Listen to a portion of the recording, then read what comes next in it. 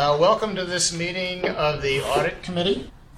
Our first order of business is approval of the last committee's minutes from the meeting on October 17th. Has everyone had a chance to look at those minutes, and are there any comments on the minutes? Hearing none, could I have a motion to approve those minutes? So moved. Thank you, John. Thank you, Al. Yes, I'm calling for a vote. Aye. Aye. Any opposed? The minutes are approved. The staff is not recommending any changes to the audit committee charter, so I think that annual item of business is covered by its mentioning just now. Okay. Then I would like to call upon Karen to give the internal controls report. Great. Thank you, John. Before you today, you have updated internal control guidelines to consider. I just would like to give some background on those guidelines before we move forward with them. Last year, we discussed that there had been changes to the Committee of Sponsoring Organizations of the Treadway Commission, the Bible of internal control that's used throughout the United States. And we went ahead and updated our guidelines to fall more in line with that standard language. The changes that were made to the framework after 25 years, they don't really change the definition or the scope of internal controls, but they more provide guidance for areas where risks have changed in the last 20 to 25 years. And as some of you have been on this board for a period of time and see how risks change on an almost annual basis, we felt it was appropriate to also update our guidelines. The revised guidelines add more structure to implement and evaluate the internal controls here at DASNY. Some of the main concepts that came out of the update are that the framework is a conceptual document and able to change rather freely. Internal control is a process to support the achievement of an organization's objectives. It applies equally to compliance and operations, not just financial reporting. I think a lot of times people assume internal controls strictly relate to financial information, but that's not the case. Especially here at DASNY, we have a lot of controls in the construction division.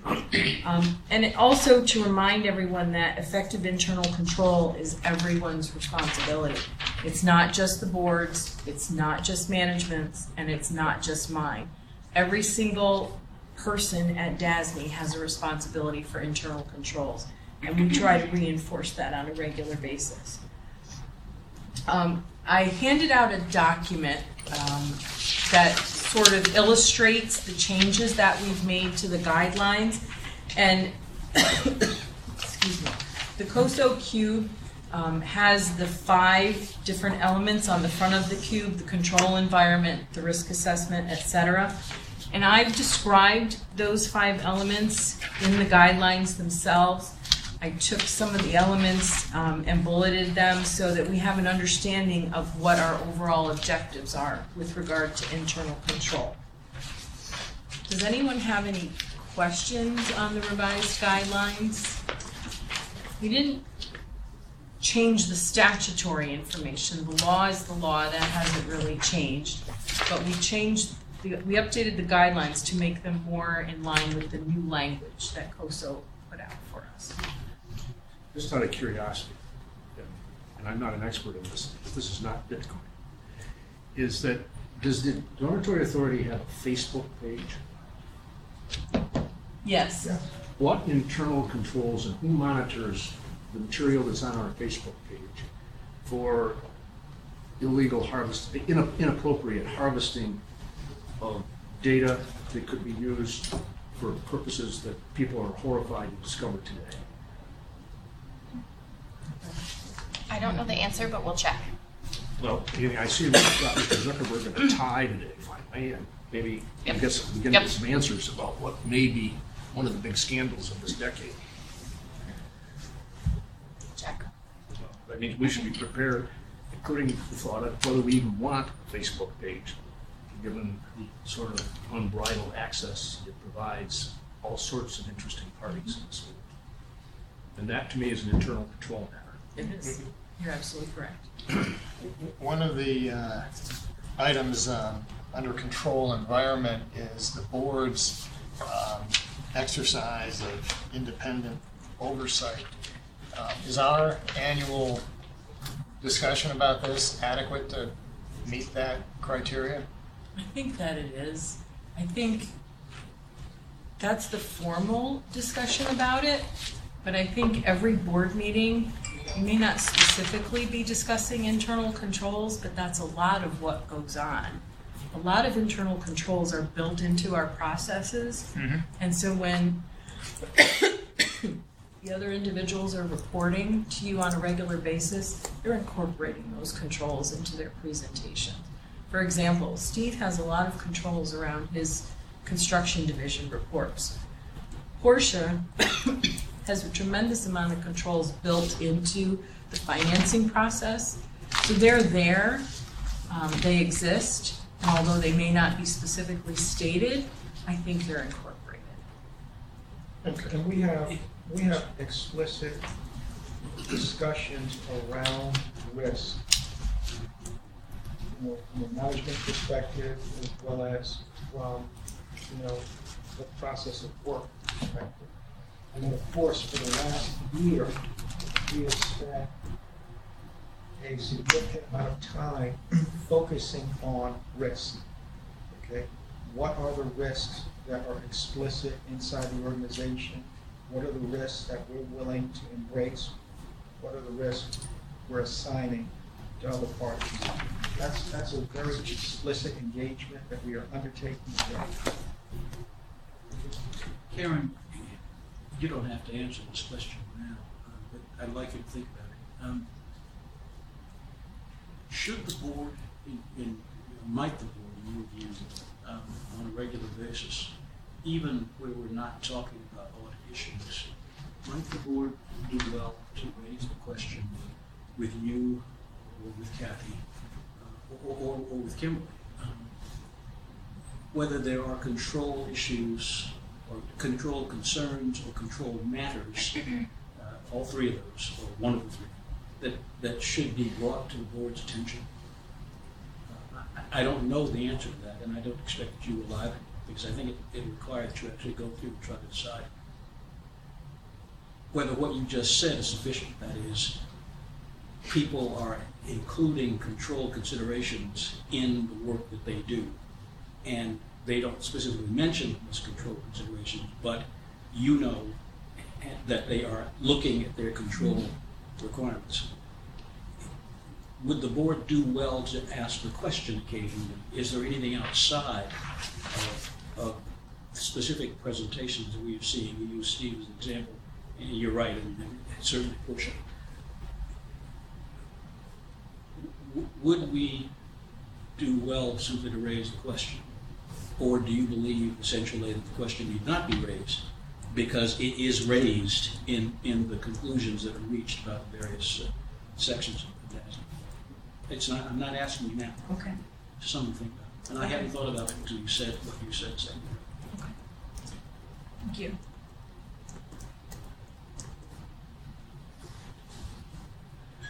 Are there any other questions on the guidelines?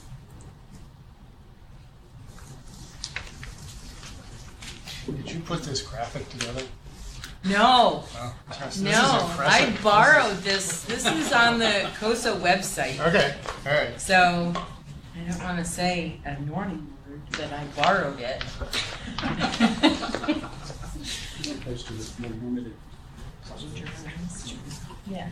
So, no, I'm not that creative. I'm not artistic at all. I am your typical accountant type who has little creative artistic ability. But thank you for that consideration. Okay, the next item on my agenda is to talk about the internal control program. I'd like to start on talking about our control self-assessment updates. I've got it. I'm good. Yeah, I'm okay. Thank you. We're in the process. We're continuing to update our control self-assessments. We are about halfway through completing that project. Some of the control self-assessments have been put on hold pending the one DASNY outcomes to see if we are making changes. We felt it wasn't prudent to make changes to those control self-assessments until we see what changes we're going to have in our processes as a result of the one DASNY issue. So some of them won't be completed at this time. They'll be completed once the one DASNY initiative is up and running and we've had some time to flush that out. We're also excuse me.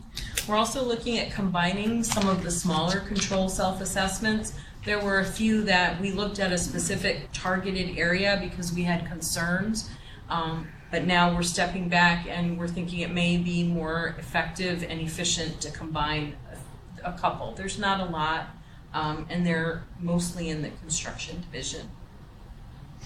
I continue to coordinate with internal audit. I get Kathy's internal audit reports. If there are control issues that come up in those reports, and this may go a little bit to what you were wondering about earlier. Kathy and I work together on addressing those internal control issues if they are found during the course of an audit, and then I work with the stakeholders to address and close any internal control gaps that may have been identified. We also continue to be required to take the annual internal control training that's provided by the Governor's Office of Employee Relations, and that covers us for our training requirements in accordance with the authority budget the public authorities law. Same kind of question. I'm not going to suggest to you that the board members are sitting around holding their breaths waiting to do that, to have that presentation, but is it something that we might do on a biennial basis? Is it something that we might, if the state is offering certain internal control training, should we be exposed to that training? We can do that. It's online training. I'm not asking for that answer, though. I'm willing to rely on you to make sure that the board is properly informed. We'll get that on the way quickly. But might you see some advantages, or an advantage, to just having the board exposed to that? Absolutely. Okay.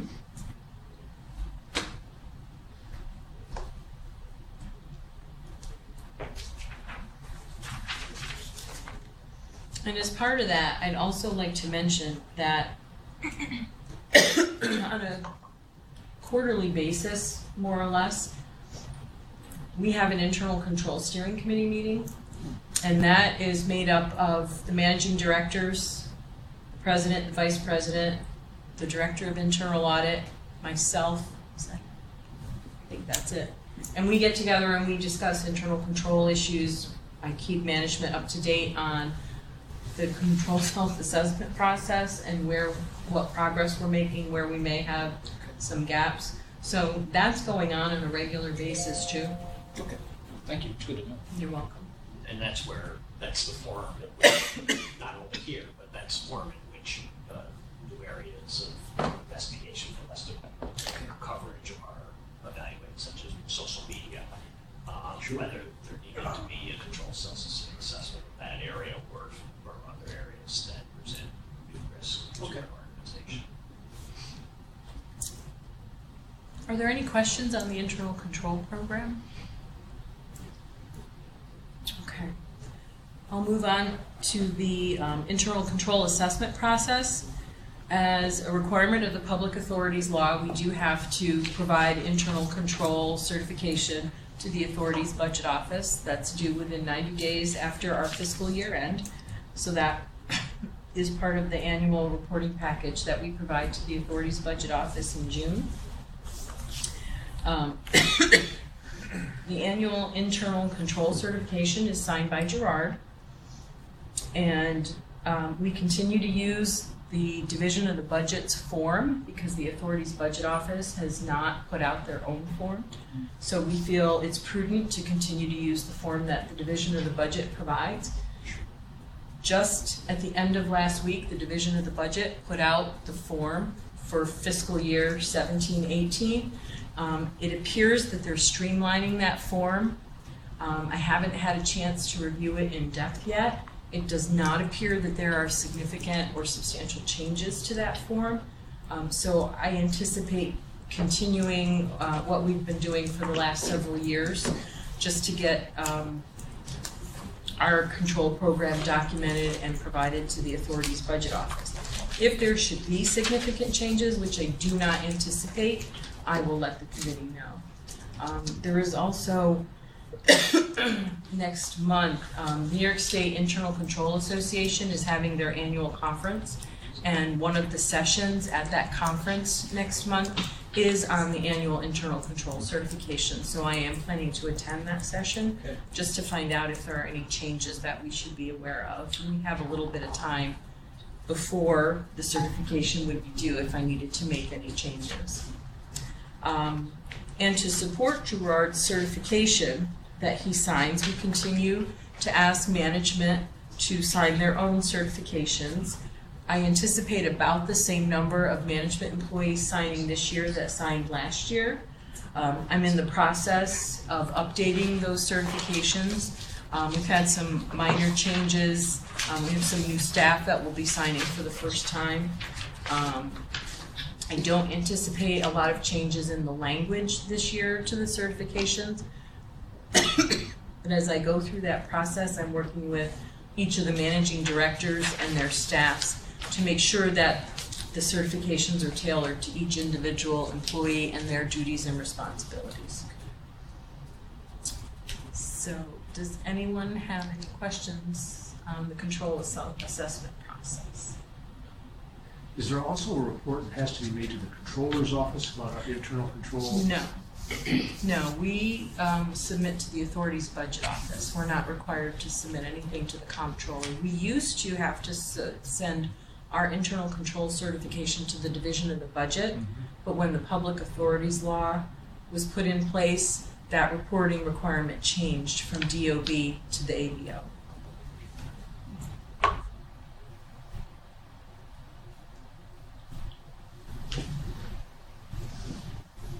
Any other questions? No. Great, thank you very much. I didn't know you were at the end. I have two questions. Okay. Do you experience any difficulty or resistance to doing your job?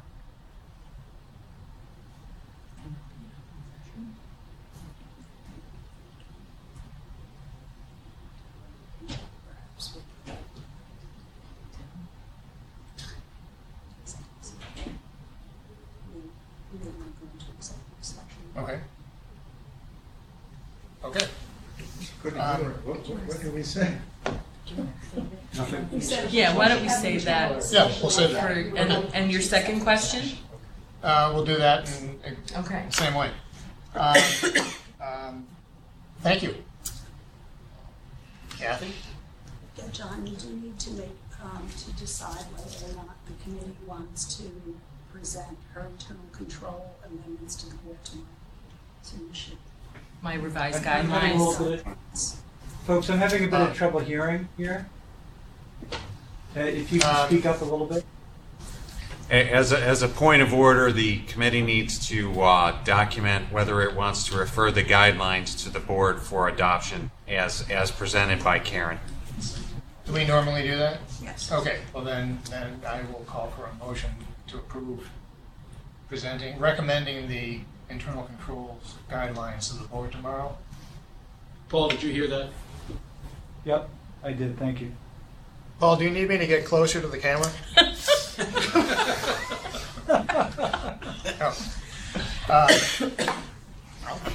Looking for a motion. John, a second?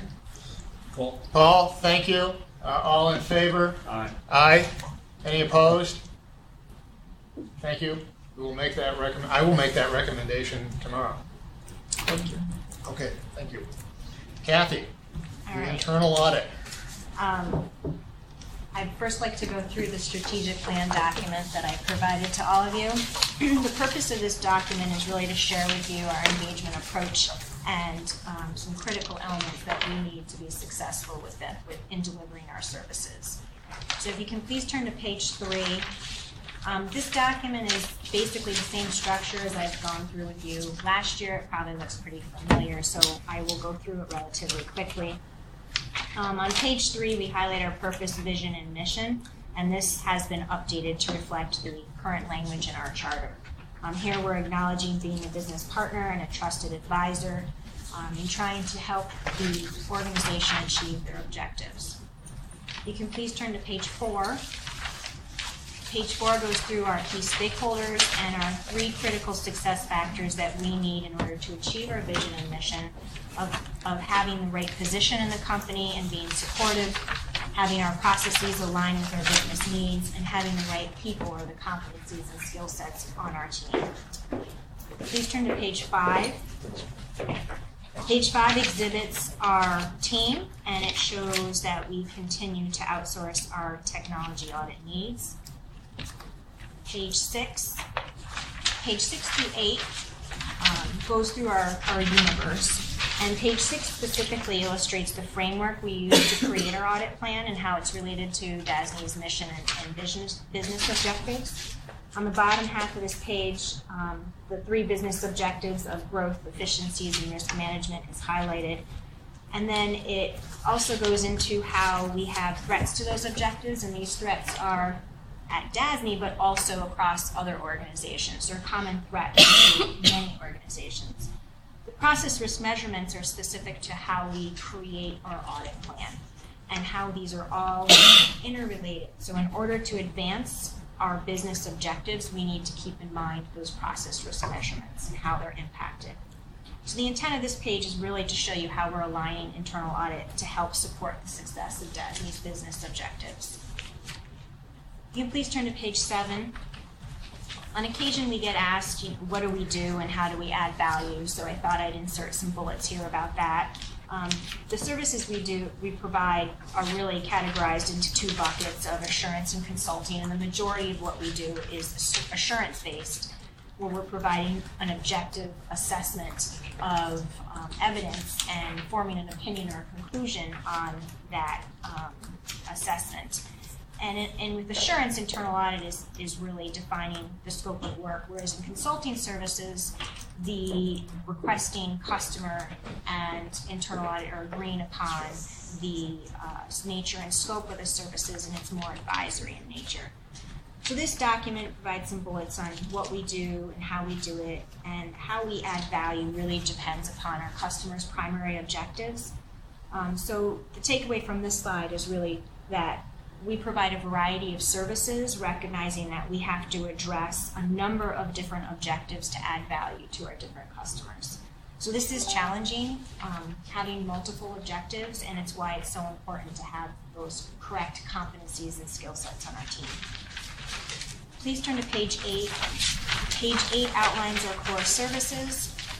I know you're all familiar with this. We perform annual reviews of certain areas, and we also perform audits of processes, construction, project, and IT. If you look at page 9,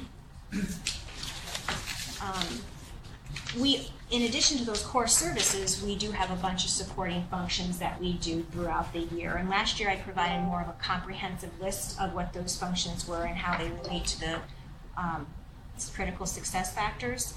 I didn't include that in this year's document, but those still hold true. Instead, I have these 5 categories or buckets of initiatives, and each one of those supporting functions fall into these 5 categories. They are an annual planning, internal processes, efficiencies, communications, and resources. Some of the specific functions that fall into those areas would be things like keeping updated with the standards, communication, increasing our productivity to our own processes, whether it be through technology or just streamlining some functions that we do, advising, training, and so forth. So if you can turn to page 10, page 10 outlines some of those larger tasks within those 5 categories and the time frame of when we anticipate doing those throughout the year. That summarizes this report. Does anybody have any questions before we move on? That was a very good report. I had one question. Thank you for this. It was very useful. I thought I understood most of it, but slide 6, the bottom, that kind of lost me. Could you talk us through that a little bit? The bottom of slide 6. Yes. So I didn't quite understand what's trying to be captured or represented there. okay, so we have several different customers that we serve, and these are our primary customers that are listed here. And each customer, it's not that they don't care about the other objectives, but they really have primary objectives that they're most concerned with. And because, oh, sorry, I was on 7. Let me turn to page 6. Oh, okay. Sorry about that. Thank you. So we have 3 business objectives at DASNY, where we have growth, efficiencies, and risk management. And there's threats to those business objectives that exist, that are in the middle, and these are common types of threats, global threats, regardless if they're for our organization or for another. And then on the right-hand side, I list here our process risk measurements. And these risk measurements is what we use to create our audit plan. Each one of these somehow impacts those business objectives. So as we create or perform our audits, we have to keep in mind these risk measurements and which one is impacting these objectives that DASNY is trying to accomplish. I also included in the second document, which might help, an appendix that correlates these 2 categories of business objectives and risks, and which one primarily impacts which. So do the threats to objectives, do those equally impact the 3 business objectives, or not necessarily? No, they don't necessarily equally. They impact them all to some extent, but not necessarily equally. And it also depends upon what you're looking at as well, in terms of how it impacts it. Okay, and then the process risk measurements, these are, explain that to me again. These are the factors that are used in helping us create our audit plan. So the second document goes into more of the mechanics of how and the methodology of how we create our audit plan, and these are the areas that define or help drive what we're going to put on our audit plan every year. Okay, so personnel is an input, but reputation is I'm just trying to understand if it's better to go to the next report, that's fine. So these are considerations that are used in developing the audit plan, is that right? Yes. When we develop the audit plan, we have a list of different functions in the business, and we have these areas that are our risks that we assess, and we look at each area in the business and determine how each one of these risks impact it. And that's how we list from high to low the areas in the business and determine whether we're going to look at it or not in what year. So Catherine, might we be better off calling it process risk impacts, since these are the areas that are impacted by the threats to objectives? Paul's questions may be around measurements.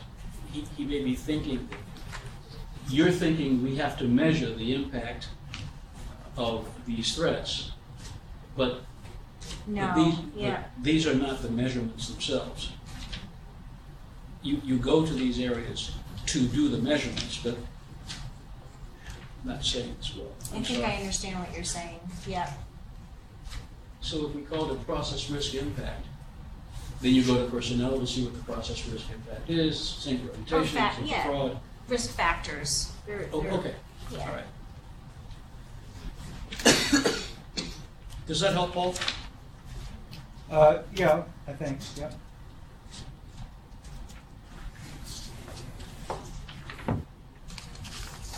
Okay. Thank you. I am going to ask for a motion to go into executive session to discuss the financial and credit history of a particular corporation. Would one of you gentlemen, John, Al, we are in executive session. Paul. Okay. Paul. Was I supposed to take a vote? No. Okay. We are out of executive session. Let the record reflect that no action was taken while we were in executive session, other than to come out of executive session. And hopefully, we took that action properly. I don't have anything else on my agenda. Is there anything else that we have to cover? Can I have a motion to adjourn? Paul? So moved. You second. I second. All in favor? Aye. Any opposed? We are adjourned. Thank you, everybody.